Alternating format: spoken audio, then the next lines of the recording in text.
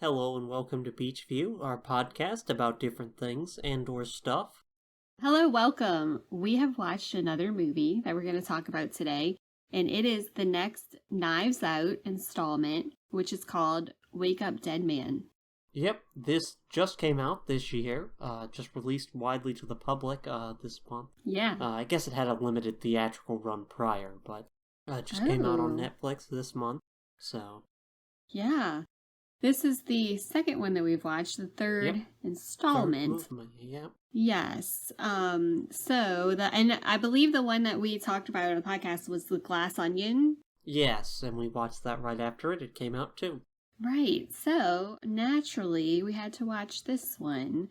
So, it continues the main character of, well, I don't really say he's the main character. Benoit Blanc. Yes. Yeah. Well, I guess, in this movie, there's a different guy's probably a better pick for the main character, but our detective who we'll say a recurring, a recurring character, Benoit Blanc, who is, like, I guess the world's best investigator. So, anyway, we wanted to see what this was all about.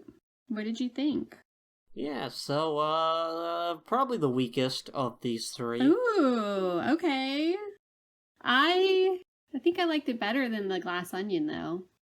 Yeah, I just feel like the side characters in this are the weakest they've been. Mm-hmm. Which, they're always goofy in these movies. Yeah, they're goofy stereotypical. They give them less room, I think, in this film. And they're kind of just more boring than the other side characters in the previous films who are more interesting. I got you. That plus Benoit Blanc, Daniel Craig as Benoit Blanc is at this his weakest performance. Is not doing as much in this. I like his goofy southernism. Yes. The fact that he's this over the top stereotype with a kind of poor southern accent, but well, he is toned it still down a bit over the top. Yes, but it's toned down, I think, compared to the previous two films. Okay, well, okay. I liked this film better, I think, but, I definitely see what you're saying.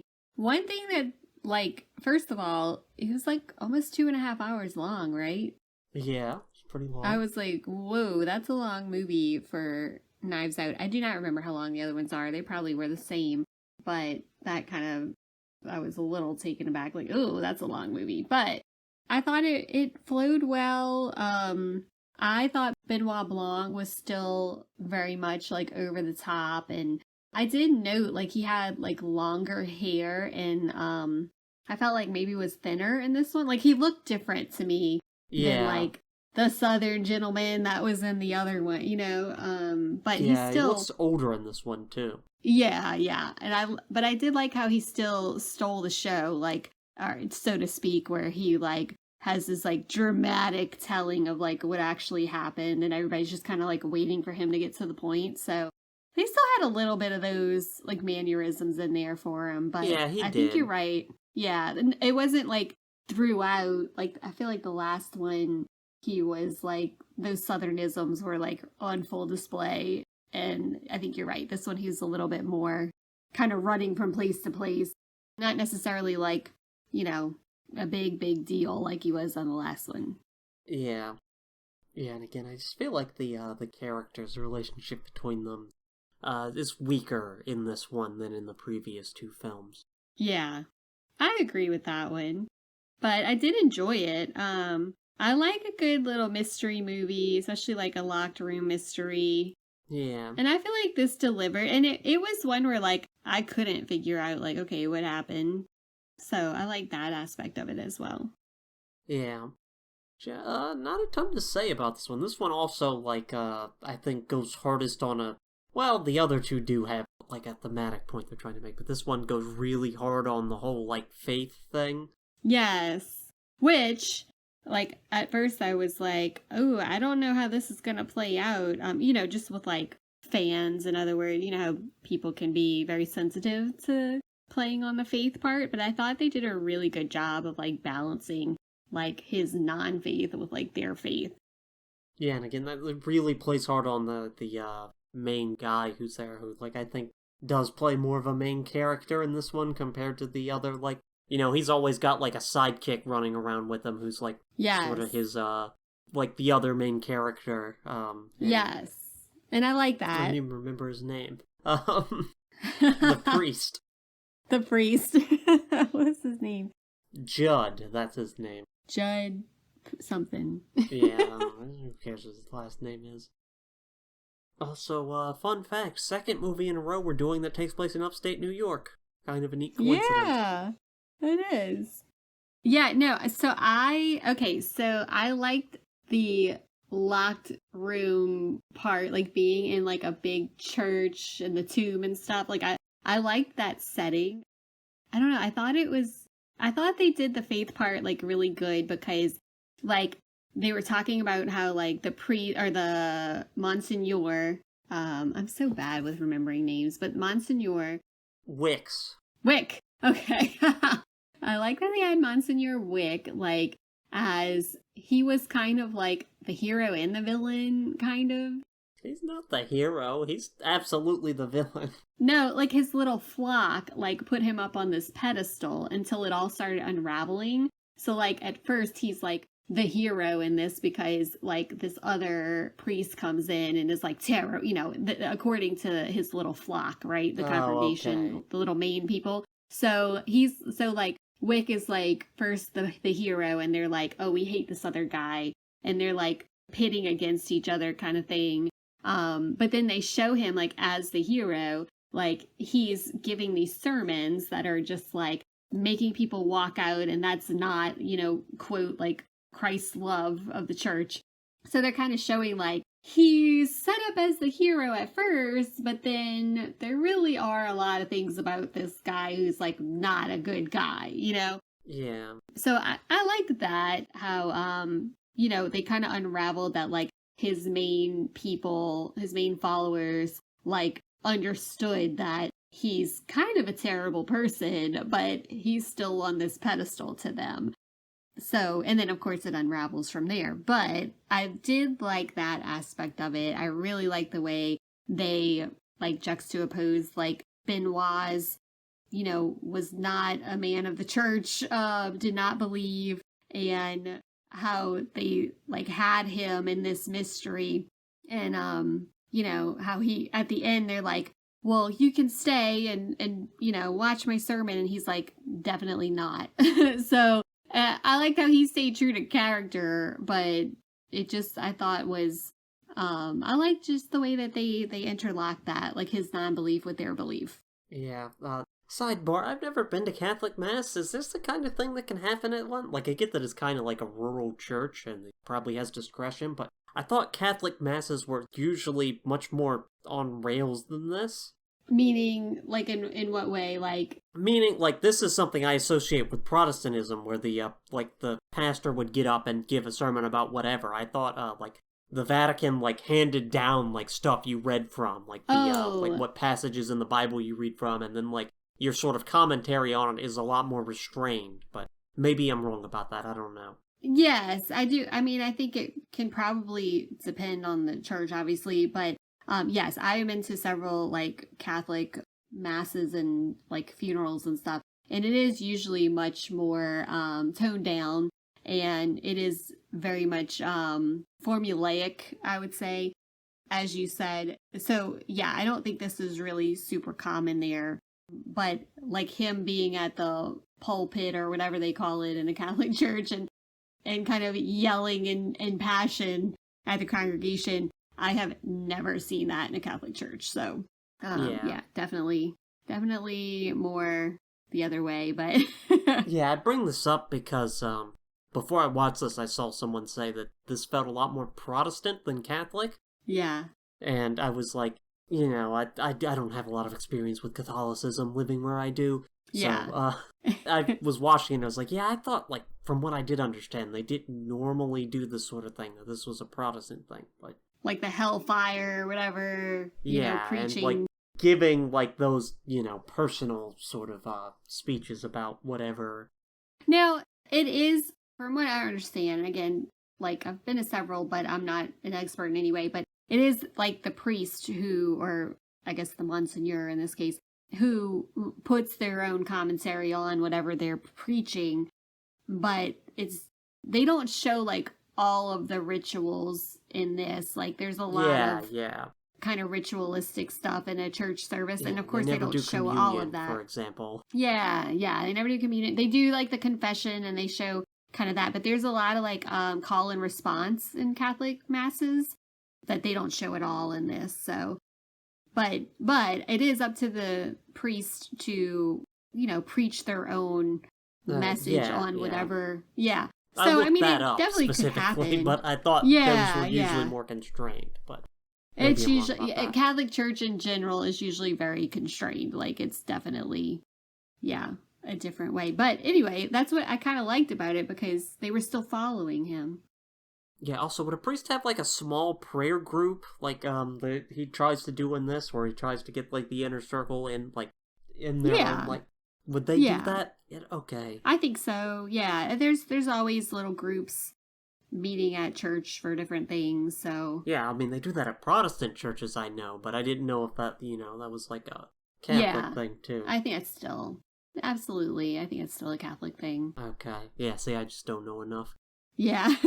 Well, and I have, like, some family members who are, very ingrained in the Catholic Church. So just from that experience, I think that's fine. But, yeah, it was an interesting Catholic church there. Like you said, it's kind of rural. They kind of do their own thing. But, it was definitely an interesting dynamic with the Monsignor and the priest. And there's always, like, church politics. So... Yeah, I thought that was kind of an interesting murder mystery twist, Yeah, and just a tangent there with the whole. Yeah.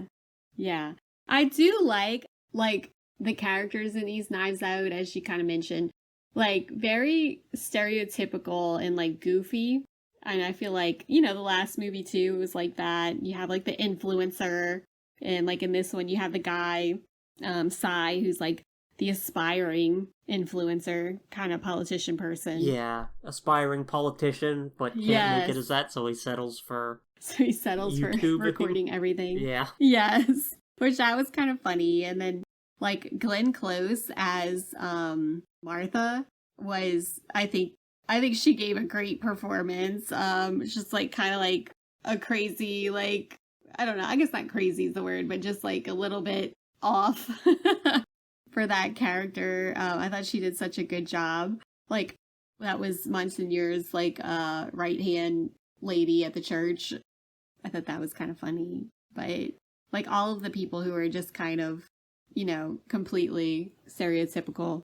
And I did note, like, from the start how much Samson, like, the gardener guy, or groundskeeper, whatever you call him, like, how much he looked like the Monsignor. So I was I bet they're gonna do something with that. Yeah, I didn't pick up on that at first, but I did, like, the moment they talk about that tomb and it's, like, how it opens from the inside, I'm like, oh, somebody's coming out of that tomb. Yes. So... Yeah, you're like, oh, yeah, that's cool. That's a really cool thing. I thought it was interesting, too, just because, like, in real life, like, I have a family member who, like, has purchased a tomb at a Catholic church and, like, has been talking about it, and so I was like, that's really, I don't know, it was just kind of funny because it was, like, just heard about how you purchase a tomb and stuff. It's interesting. Oh, I also thought the dynamic between the cop in Blanc was fun. Where he's like no nonsense, like trying to solve the case, and he's just like getting real annoyed. Yeah, he's just like theatric to a certain degree. So he wants to do things a certain way, where he's like, no, this guy didn't do it. I'm not going to let you arrest him, even if it looks like he did. Right. Yeah, I like that dynamic too. And I really like Mila Kunis as the sheriff or whatever. Yeah. I thought that was a cute dynamic that they had going on. And I like the main character guy, the priest, Father Judd, whatever his last name is, I don't remember. But I liked him a lot. Like he was like kind of like had a charming way about him. And he was just, like, really trying and, like, not giving up. So I thought he was, like, a good character. Yep. Yeah. But I guess I'll do a plot synopsis. Yeah, go for it. Yeah, try to do this quick. It's a long movie. I hope I don't forget anything. Yeah, so we open with Benoit Blanc reading a letter written to him from our main character, Father Judd, who's recounting his events up to arriving at the church, which he's a former boxer, he became a priest, and he punched some church official, which leads to him getting demoted or whatever, so he gets sent off to this rural church with like a weird... He calls himself a Monsignor. I don't know what the significance of that is. So that's a church title, but I don't know what it is. Yeah, I thought normally they went by Father and not Monsignor, but, I don't... Yeah, Catholic Church has that title as well. Yeah, he makes a point of being Monsignor and not Father. Yes. Yeah, this guy's kind of weird. He's kind of an asshole. But, Judd really believes in this. He really wants to make it work.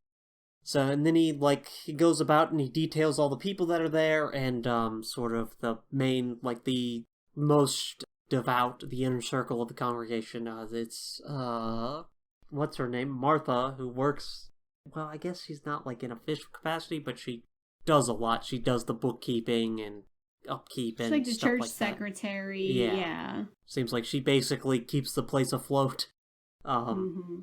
There's Samson, the groundskeeper, who, is a groundskeeper. He does groundskeeping things. Who's in love with Martha. Yeah, Martha's a true believer in all this. Samson's just kind of there because he's, he's an alcoholic trying to get his life back together and stuff, and he also likes Martha, so, there is... I don't remember any of these characters' names, so... There's What's-Her-Name, who's the, lawyer for, the Monsignor. Her father was a member of the congregation, so she grew up in this church. She ends up raising, one day her father comes home with a son that she ends up raising as his own, no questions asked, and she's kind of bitter about that. And that son is the politician guy we mentioned earlier. I think you said his name was Cy, right? Cy, yeah. Yeah, and he's, trying to get a political career. He's purely interested in power. Yes. Selfish. Yeah. Then there's the former sci-fi author who went through a divorce, I think. Something like that. His life blows up and he decides he's going to turn to religion, particularly fire and brimstone and all the other people suck. Wait, was he the one, or was it the doctor that was the divorce? Yeah, the doctor's also, the doctor used to come to... Okay. This congregation with his wife and kids, and then his wife left. Yeah. And he's been getting, more bitter about that. And then there is the, former cellist who ended up with some nerve pain, or some sort of, chronic condition. That, she can't treat, and she's come here for faith healing, basically, and he's, the Monsignor's taking advantage of that, basically, taking her money, and, promising her, eventually I'll be able to heal you, eventually there'll be a miracle. Aware of what he's doing. That's all of them. But yeah, so, Judd's been going along with this. He describes all that. He does not like Monsignor Wicks. Thinks he's, bad for the congregation. That he's, he really believes in, Jesus' love as the central, thematic point of the church. And Monsignor's going on about being a warrior and fighting against the world and all this. So they have really theological differences. And he's driving people away. Yeah, he's also driving people away and making the lives of his inner circle worse. Yes. Basically to prop up his own ego. Yeah. This all comes to a head when he gets into an argument with Monsignor Wicks, who ends up attacking him. So what's his face goes off he tries to form a prayer meeting with all the central congregation. That doesn't go well because they don't want to be with him. Yeah. Especially without... Maybe he's being shady. Yeah, and Monsignor thinks this is a coup. But yeah, that after it comes to a head, he goes into this bar named Il Diablo, accidentally breaks a little devil head or wolf head off the lamp, and then throws that through the church window. This is important later. And then it's Easter, it's Holy Week, and during his Good Friday speech, he goes on about, stuff, and goes into the closet there by the side of the pulpit for a drink and to recuperate. and collapses. And the little wolf head thing has a knife in it, and it's stabbed into him. And it's a locked room mystery. The police don't know what's happening, so they call in Benoit Blanc, who shows up and has like a whole thing with him about, he's like, yeah, I don't believe in any of this. But the priest is like, yeah, I do. But he's determined to solve the murder. Like, it looks like he did it because he, like, got caught on film after that argument saying, like, I'm gonna cut you out of this church like a cancer. Yeah. And then, but Benoit Blanc believes them. Yep. He's like, I know you didn't do it, but you're gonna help me find who did. Yes. So then we have his little sidekick. Yeah. Yeah, and they're going around trying to solve it. And he's, like, going into the locked room, and he's like, okay, there's, you know, this book, or, well, they find out that, like, there was a reading list for, like, locked room mysteries in churches or whatever. He's like, this is basically a how-to on how to commit this murder. Church book club. Yeah, and he uses this book to be like, and in this book, the details, the ways someone could be killed in a locked room mystery. Yeah. And he goes through all that. And he stopped. Oh God, what is the chain of events here? So, so they start kind of interviewing people like they do, interrogating. Right. Well, they look in the room first, and then he starts like interviewing people. He starts interrogating, and Sai shows them like he videoed, because the Monsignor had like a follow-up prayer meeting with the inner circle. Right, yeah, and that was, he reveals he filmed it because what's her name figured out that Sai was the Monsignor's son. Yes. And that she'd been raising this whole time, and he lied about it, and he was unfaithful, and, you know, it's a whole big deal for her. Yeah. It's like, basically, straw that broke the camel's back for her. And in finding this out, the Monsignor decides, okay, I'm gonna let him, I'm gonna, join forces with Sai, like, adopt him, like, recognize him as my son. And he, like, during this meeting, he has a whole thing where he's like, you all suck, attacks all of them, and he's like, I'm quitting, and on my, last speech for, I forget which one he says, Good Friday or Easter Sunday one, he's like, I'm gonna quit and, like, you know, burn you all out, or whatever he says, however he phrases it. But then after that, after showing Benoit Blanc the video, he also, like, sighs, like, yeah, we had this conversation where he's like, he wants to get out of the, church business because he hates his congregation, and he finds the inheritance. There's a background in this, that his grandfather was wealthy. Mm-hmm. Was his father or his grandfather? It's one of the two. The Monsignor's father. Okay, yeah, his father was wealthy and hides his inheritance from his mother or his wife, Monsignor's mother, who he hates. Like, they, you know, it's a whole story in this congregation about a harlot whore. Yes. This woman who was so terrible, it was his mother, and etc. But yeah, she goes, like, scouring around looking for it. But nobody knows what he did with it. He, like, completely got rid of the money, his inheritance. Yeah.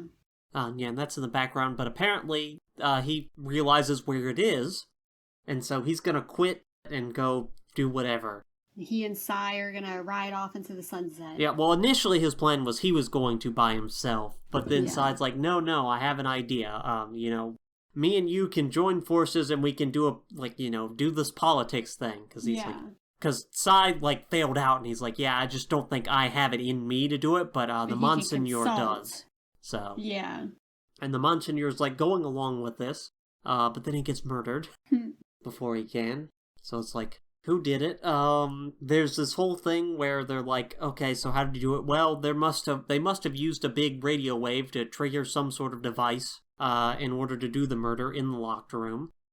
And there's, like, proof based on the recording, disrupting a VHS tape of a baseball game that there was a radio signal sent, but it doesn't line up with the timeline to kill him. So, you know, Yeah. They're looking for the inheritance after this happens. Because Sai wants the inheritance. He's like, if you find it, you'll let me know, right? And he's like, yeah, sure. Because, you know, he's the son, so he'll get the inheritance now. Right. And they find, because he gave her, like, a little snow globe-looking thing as the inheritance or whatever, which is not actually, like, they take the snow globe-looking thing apart, which isn't actually the inheritance.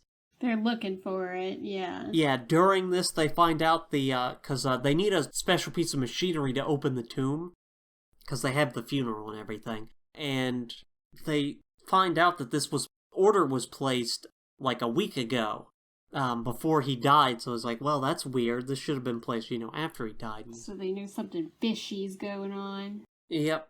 And the priest is talking to the co-owner or whatever of the business that lent them the machinery, and then he ends up like being a priest about it, because initially he's like, she just keeps going on and on about her life. Mm-hmm.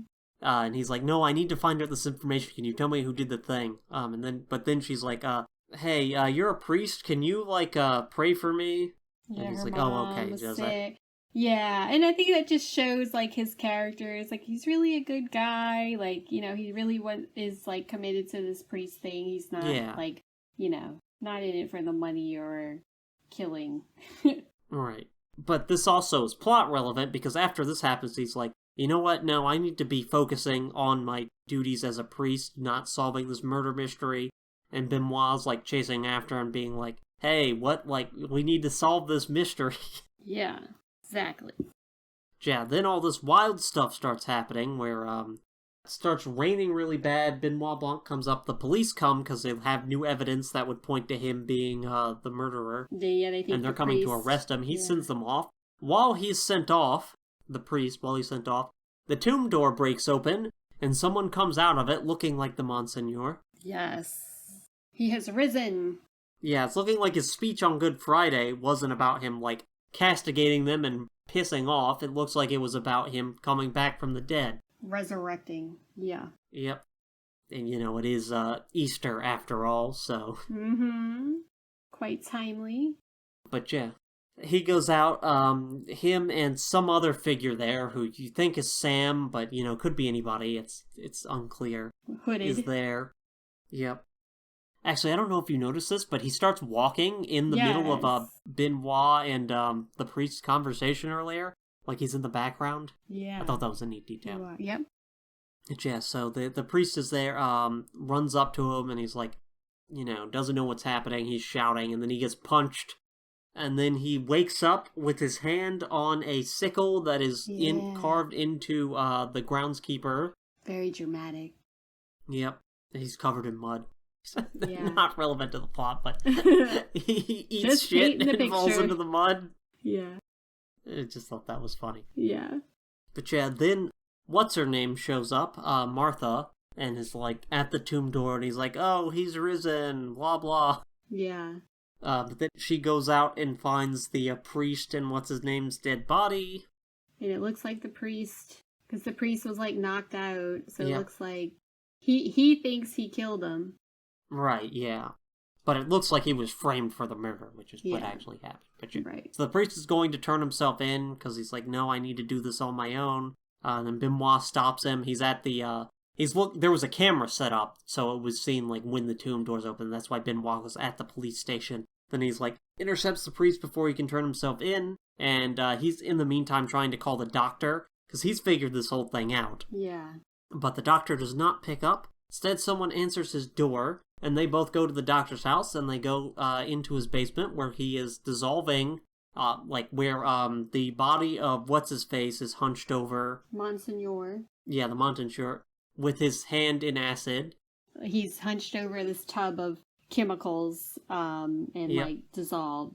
His arms are dissolved with another body dissolved. Yeah, his arms are dissolved. Yeah. And they drain the thing, and it is the bones of the doctor, and they can tell because of his ring.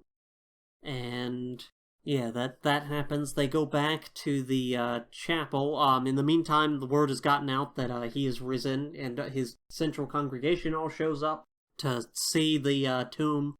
And the priest comes back, and he's like, yeah, I'm gonna turn myself in. So they all go into the chapel, where Benoit Blanc gives this big speech where he's like, I know who did it. At first, they don't want to listen to him. They're arguing about everything. Then he sits up on the lectern, and he's like, listen, I've figured it out. This is his big dramatic moment. He also plays Phantom of the Opera briefly. I love the drama of this part. The whole drama, when he's, yelling from the, the place where the organ is. And he's like yelling like, you will listen to whatever. I don't remember what he said, but it was like very dramatic. Yeah, and then he says, and he's like, yeah, so there was a device. They poisoned his alcohol, his flask, to get him to pass out. There was a device that, initially, like, does it, but the reason the timing was off is because the initial device was, like, that wasn't what killed him. The device that set it off was, actually, like, a fake. They made him pass out, and then he, like, it just bled. dispensed blood, yeah. Yeah, and the doctor's the one who got the, and then he switched out there were actually two wolves' heads. He switched out the one that had the blood for the blade, which was the actual killing blow. Yeah. Yeah, and then he's, like, giving this whole speech, and he's, like, suddenly has a realization. He's like, I can't do it. Yeah, that was interesting. He's like, I can't solve this case. And what's his name, who's recording it, is like, okay, yeah, which, serves his purposes, that he's like, this was actually a resurrection. Right. He's trying to use that for his personal gain, too, like... Yes, yeah. Yeah. Which causes everybody to run off. Well, everybody but the priest, the cop, and Martha and him. And the reason he did that is because he realized in order to act, like, he could explain it to them and get the killer that way. Or he could let the killer do it themselves. He was showing grace, which is what he said he learned from the priest. Yes, and have the priest read her last rites and have her, like, ask for forgiveness and all that. Because Martha did it, and she reveals she knew where the inheritance was the whole time, knew what it was, and knew where it was. It's actually a diamond. It's worth, like, 20 million or something. Which they called Eve's apple. Yes. But they thought it was corrupt. Yeah, it was buried with the father. Yes. So she held the secret because she thought that was, like, corruption and, like, no one should have their hands on it, basically. Yep. Which she confesses and tells the Monsignor after the priest is like, can you even confess to this guy? Are you even able to do that? And she ends up doing that basically to show him up, but the Monsignor's like, oh shit, I found my inheritance, time to blow this popsicle stand. Yeah. And he plans on getting it out and pissing off, which she does not like, because, she thinks this is wicked. Yeah. So she teams up with the doctor to, basically, the doctor has access to the drugs she needs, and also, like, he's the perfect guy for this, because he's not gonna, like, talk. And he's desperate, so... Yeah, he's desperate, both desperate enough to do this, and desperate enough not to talk. Mm-hmm. Basically. So she gets him to do it, but there's a small wrinkle in this plan. She convinces, what's his name, the groundskeeper, who looks kind of like, the Monsignor, to hide out in the tomb after they've killed him. So he's the one who busts out. And she's gonna make it look like he was risen, went back off to heaven, and, that would be good for the congregation, good for everybody. Get Wicks out the way, but preserve his, like, dignity or whatever, the dignity of the church or something. And have them, reserve their faith, basically. Yes. Preserve their faith, yeah. But there's a slight wrinkle in this plan. When the priest shows up, he wasn't supposed to, which Sam punches out, the groundskeeper punches out the priest, and they're sitting there, like, trying to figure out what to do, and the doctor decides, I'm going to steal this diamond for myself. So he kills Sam, makes it look like the priest. This deeply upsets her, because, she loves Sam. So I didn't account for his greed, but they go back to his place, wherein he's, like, he had planned to kill her with, I forget what they say it was, but some drug. Some poison.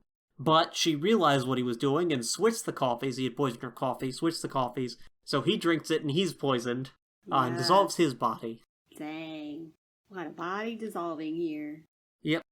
But yeah, so that explains how that happened, and then she's like, yeah, so that's how it all was. I have the diamond, and then he's like, yeah, you should, let go of your hatred for these people, and ask for forgiveness, including the hatred of of the mother. A Harley whore. Yeah, and he reads her last rite. She dies because she took the poison.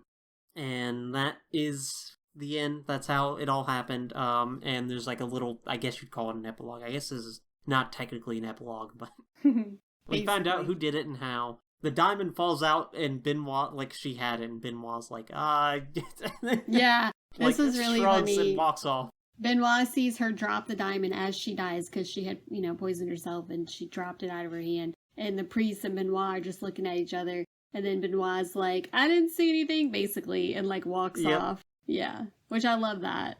Yeah, and so, what's his face sighs back for his inheritance after he died. The epilogue. The father gets to church. The cellist is working through it. The lawyer goes somewhere else. The doctor's dead. And the writer wrote a book about this whole thing, but his audience is still the same people he didn't like before. And they were just talking about like how God has a sense of humor. Yeah, and what's his face wants the inheritance, but that's seemingly missing, and he thinks they have something to do with it, but can't prove it. Yep. And Benoit leaves, and it's revealed that the diamond is in the new crucifix he made. Mm-hmm. The end. The end. But I'm kind of like, dude, don't you think Sai would see that? It's a metaphor, rhetorical point, Yeah. It's about Jesus eating the sin, because that's supposed to be like representative of sin, Right. It's representative. It works as a metaphor. It works. It definitely works. It was like, symbolic of Christ's love. He had it in his heart, where his heart is, and yeah, well, that's what he does on the cross, is he takes the sin of the world, and that's the it works.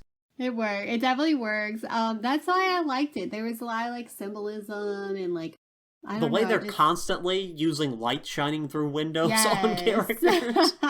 Yes, and I really loved like when Benoit was being very dramatic and like telling what happened, and everybody's just like waiting. Like at one point they like show the crowd, like the little the followers who were in the church, and they're all just like, their expressions are like, okay, like, and like hurry up and tell it. Like they're all exasperated, and I like that part too. It's just like one of those like comedic timing type of things. Yeah, there's some funny bits in this. Yeah, but I'm surprised that you like the other ones better, because I like this one better.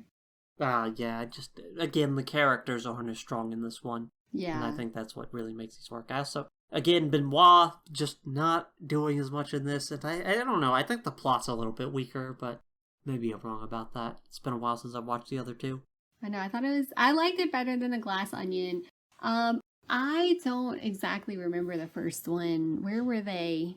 They were in some, I don't remember the exact place, but they were in some mansion because a mystery writer died. Oh, that's right.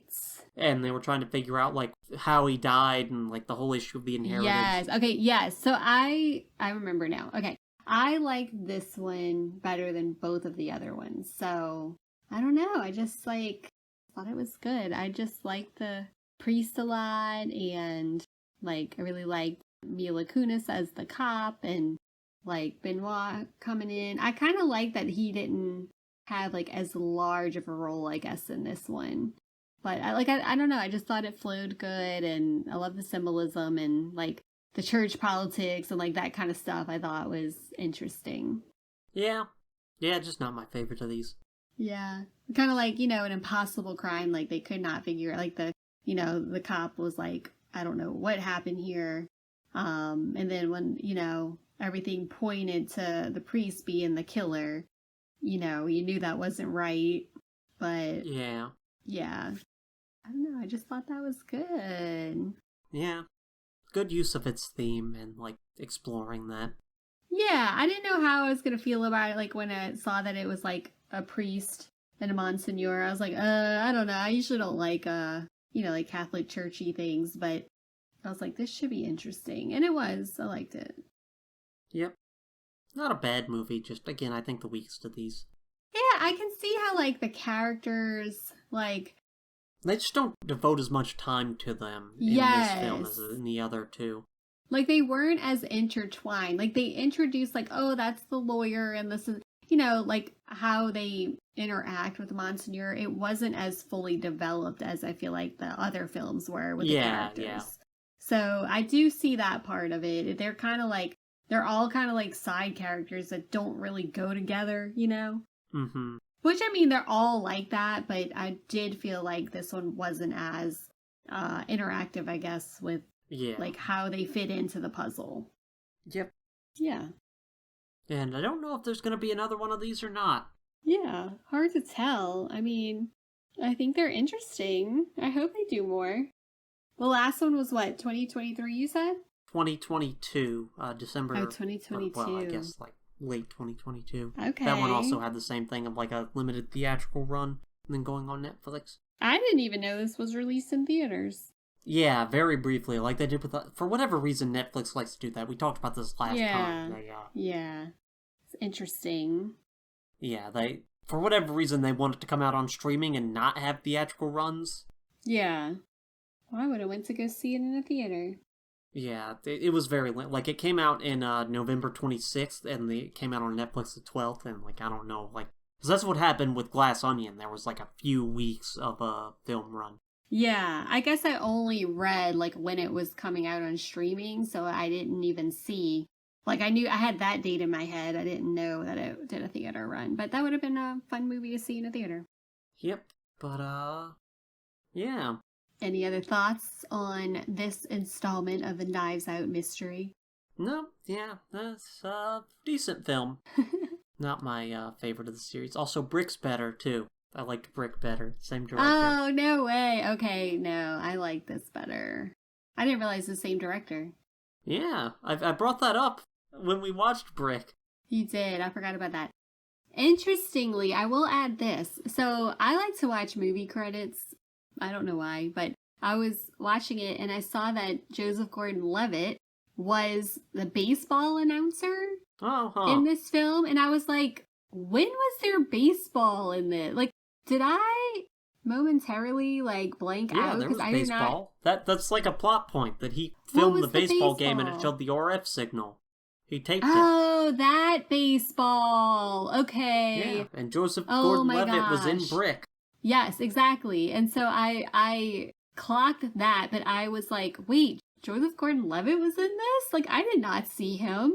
And then it said baseball announcer, and I could not recall when there was a baseball scene, but obviously it was the video recording, so. Yes. And a few times on the radio, I think, so. Yeah, so I thought that was kind of funny. I was like, oh, that's similar. Yeah. Anyway. Yep. Interesting. I like that crossover. Okay, well, if there's nothing else to say, I will close this out. Yep. Okay. This has been Beach View. Thanks for listening and join us next time. Bye. Bye.